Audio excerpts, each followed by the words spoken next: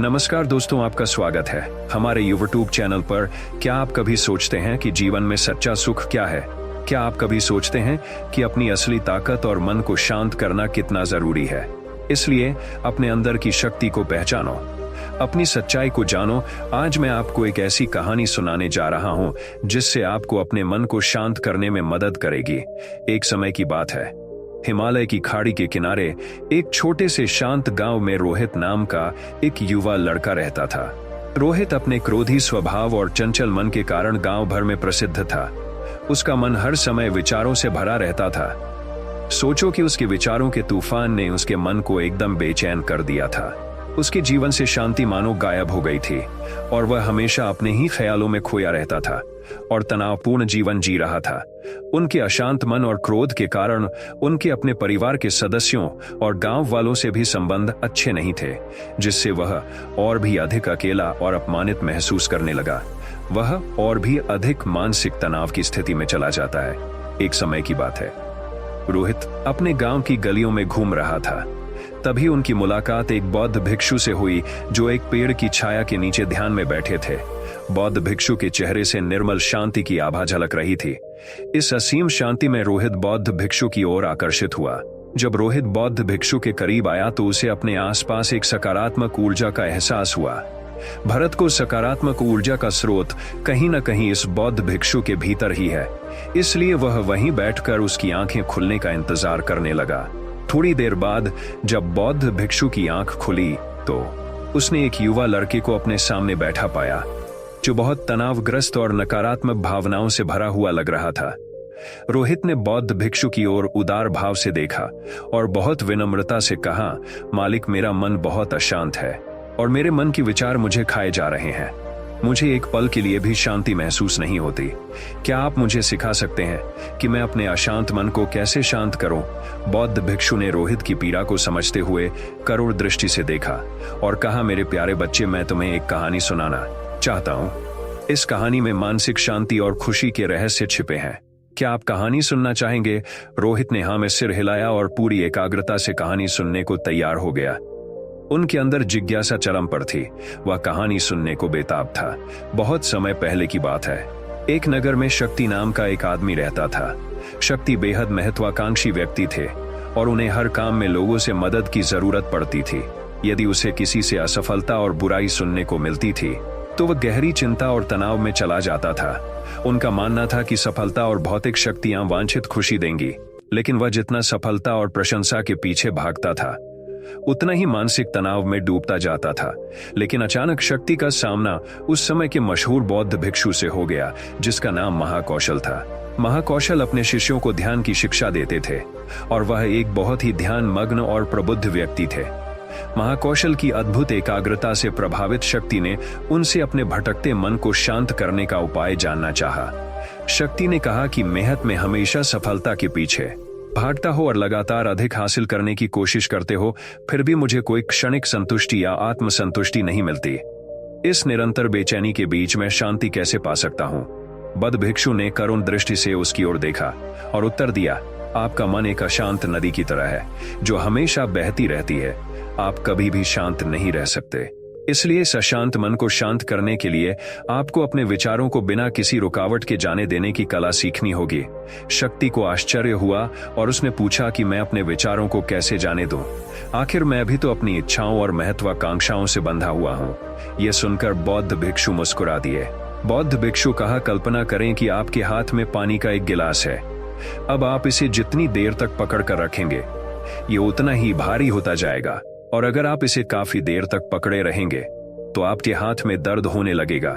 लेकिन अगर आप उस पकड़ को ढीला कर दें और छोड़ दें तो आपका बोझ हो जाएगा। रोहित ने पूरी कहानी और उसका संदेश ध्यानपूर्वक सुना। वह समझ गया कि अपने विचारों और इच्छाओं से चिपके रहने से उसका बोझ बढ़ जाता है और अंदर ही अंदर अशांति पैदा कर देता है। अब रोहित को कहानी का अंत सुनने की उत्सुकता से प्रतीक्षा थी। कहकर बौद्ध भिक्षु ने कहानी जारी रखी। एक बौद्ध भिक्षु की बात मानकर शक्ति ने विचारों को त्यागने का अभ्यास शुरू कर दिया। वह बिना किसी पूर्व निर्णय के अपने विचारों और भावनाओं को आते और जाते देखता था। अब उसने विचारों को पकड़ना बंद कर दिया था। विचार उठते थे और अपने आप चले जाते थे। धीरे धीरे उसे यह एहसास होने लगा कि उसकी इच्छा और भावना ही सभी दुखों का कारण है। जैसे जैसे शक्ति ध्यान में गहरे उतरते गए, उन्होंने पाया कि वर्तमान में जीना ही आंतरिक शांति का एकमात्र स्रोत है। वह खुद को वर्तमान में स्थापित करके अपने मन की निरंतर बकवास से छुटकारा पा सकता था। धीरे धीरे शक्ति का मन एक शांत झील की तरह हो गया, जो बाहरी दुनिया को अपने अंदर प्रतिबिंबित करती है। उन्होंने जीवन की सादगी में संतोष को अधिक महत्व दिया और भौतिक संपत्ति के प्रति अपना लगाव छोड़ दिया। जैसे ही शक्ति में ऐसे बदलाव की खबर लोगों के बीच फैली, दूर दूर से लोग मार्गदर्शन लेने आने लगे। लोगों को विचारों को मुक्त करने की कला सिखाना और उन्हें अपने भीतर शांति खोजने के लिए मार्गदर्शन करना, वह लोगों के बीच शांति और ज्ञान का प्रतीक बन गया।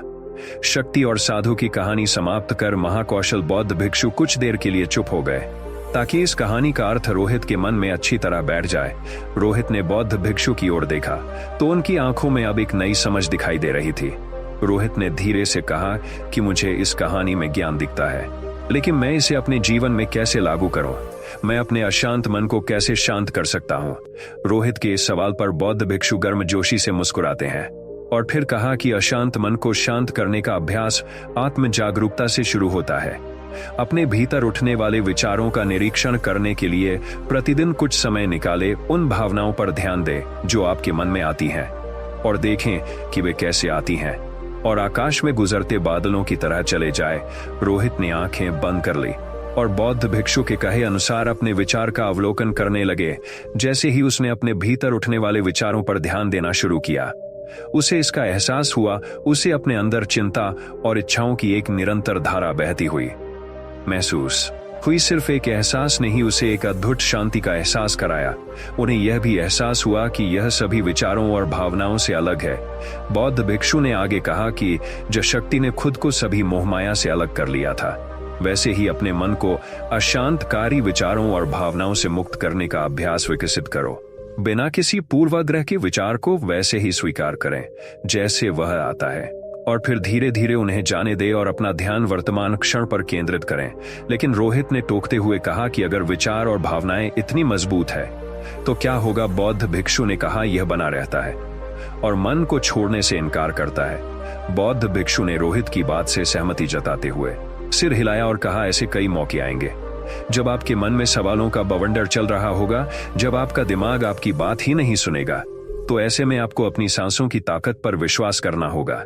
एक बार फिर भिक्षु ने रोहित से कहा, अपनी आंखें बंद करो और अपनी सांसों पर ध्यान केंद्रित करने के लिए अपने पेट को ऊपर उठता हुआ और मथता हुआ महसूस करें। बौद्ध भिक्षु ने बताया कि जब भी आपका मन अशांत हो तो तुरंत अपनी सांसों पर लौट आए। सांस की वाद्य गति आपको तुरंत वर्तमान के चरणों में वापस खींच लेगी और आपको शांति का अनुभव कराएगी।